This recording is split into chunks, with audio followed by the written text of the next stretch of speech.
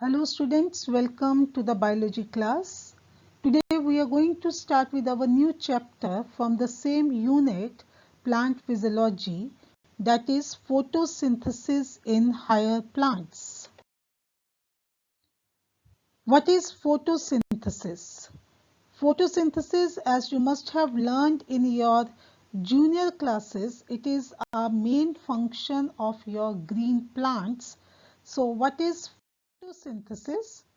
It is a physico-chemical process by which green plants use light energy, that is in the form of a solar energy, to synthesize organic compounds, that is in the form of a sugar, that is in the form of a starch. It is the basis of life on the earth. Ultimately, all living forms depends upon the sunlight for the energy. So this is a simple equation of photosynthesis in which we are taking the inorganic compounds, that is carbon dioxide, water, sun energy, that is the solar energy, chlorophyll where the photosynthesis takes place, and that is the green part of the plant, and they synthesize the organic compound, that is sugar, water, and they liberate the oxygen. That's why it is the basis of life on the earth. So this is the diagram which shows that how the photosynthesis takes place in the green parts of the plant. So this is the leaves which are green in color because of the presence of chlorophyll.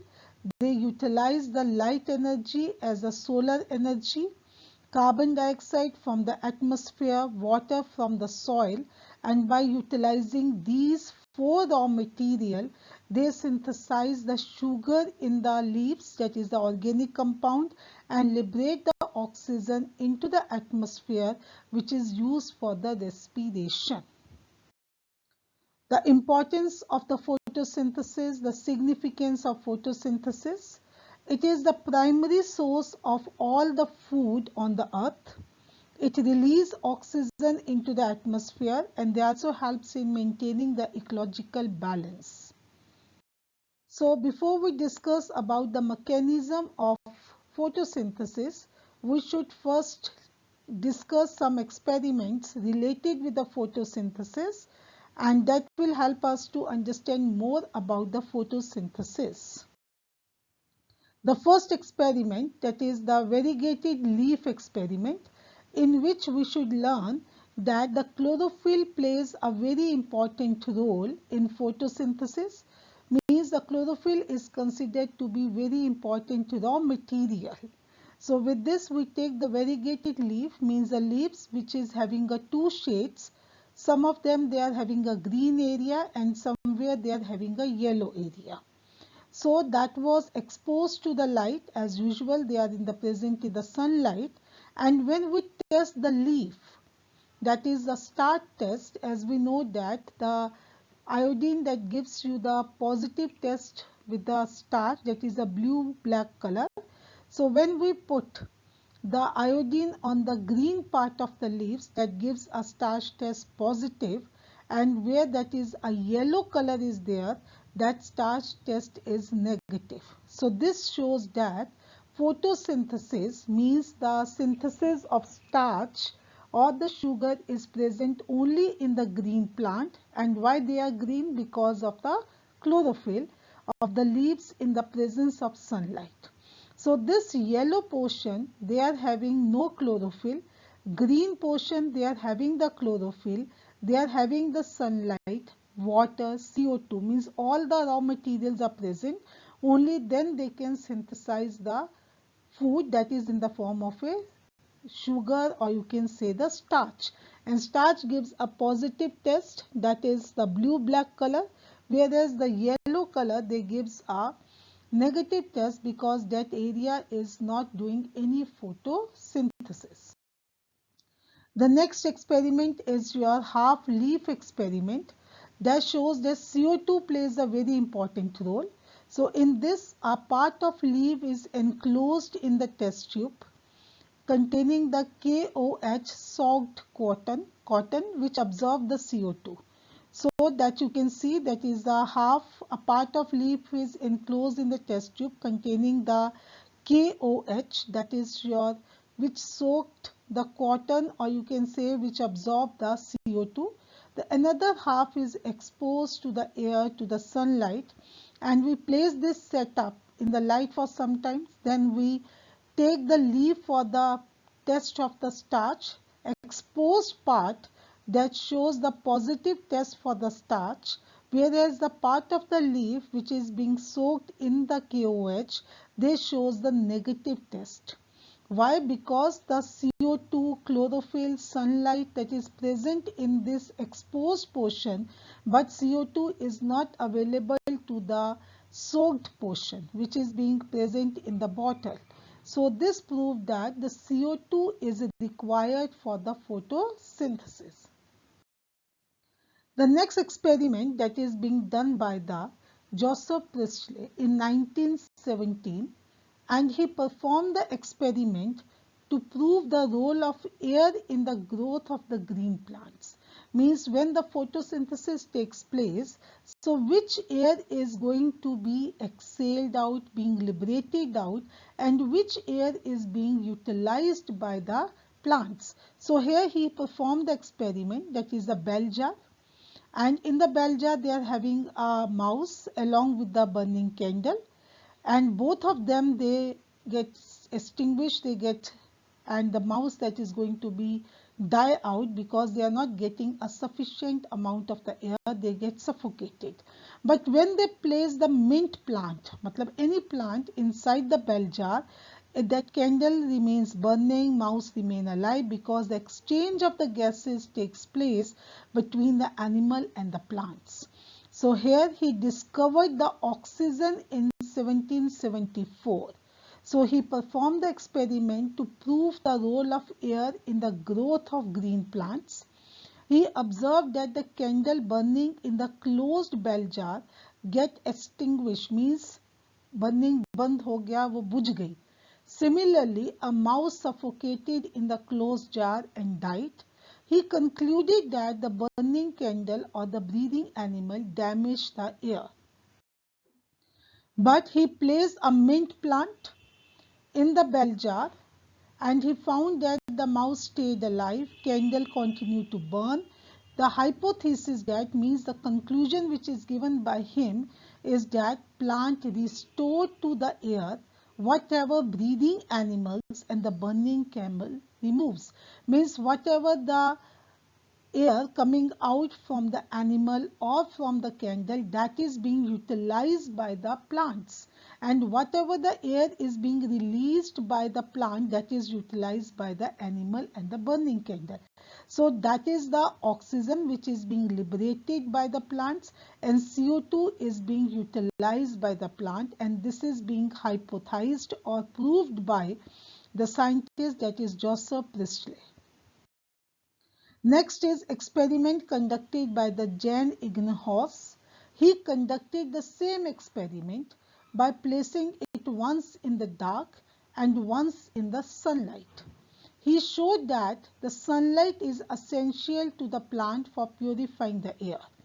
He repeated his experiment with the aquatic plant, that is Hydrilla. He showed that in bright sunlight, the small bubbles were formed around the green parts, while in the dark they did not. Means sunlight gives out some small bubbles, means with the utilization of sunlight, with the utilization of the green plants, a bubbles comes out, but that bubbles are not formed when they are placed in the dark, means when the sunlight is not available. So these are the bubbles. So later he identified these bubbles to be the oxygen. So he again proved the same thing, that oxygen is being liberated by the green plants, and thus he showed that only the green parts of the plant where the photosynthesis takes place, they release the O2. Another experiment was conducted by the Julius von Sachs in 1854. He proved that oxygen is produced when plants grow, and it is usually stored as the starch. So during the photosynthesis going on, they synthesize the glucose, but when they are stored, that particular synthesis or the organic compound, that they are stored as a starch. Chlorophyll is located in the special bodies, that is a chloroplast, and glucose is made in the green parts of the plant. So here that is your leaf, which is green in color because of the presence of the pigment chlorophyll, which is present in a chloroplast. So they are utilizing water, carbon dioxide, sunlight. They synthesize glucose and oxygen is liberated. The very important experiment was performed by T.W. Engelmann.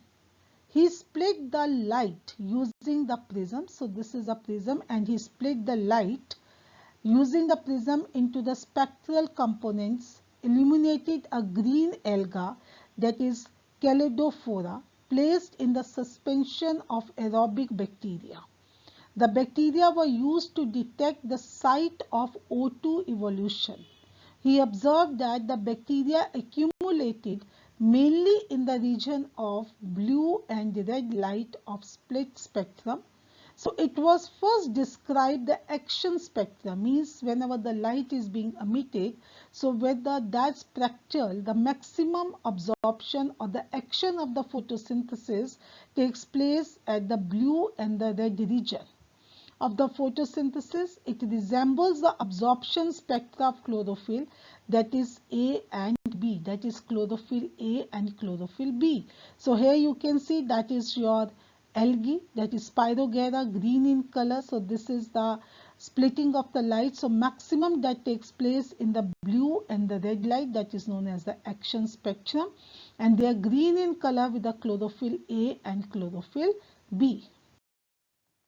So by the middle of 19th century, it is discovered that the plant used light energy to make carbohydrates, that is starch, from CO2 H2O. So the empirical method, without balancing the equation, is CO2 H2O in the presence of sunlight, and the site is chlorophyll. They synthesize carbohydrate and liberate O2, where CH2O represents the carbohydrate, that is your glucose.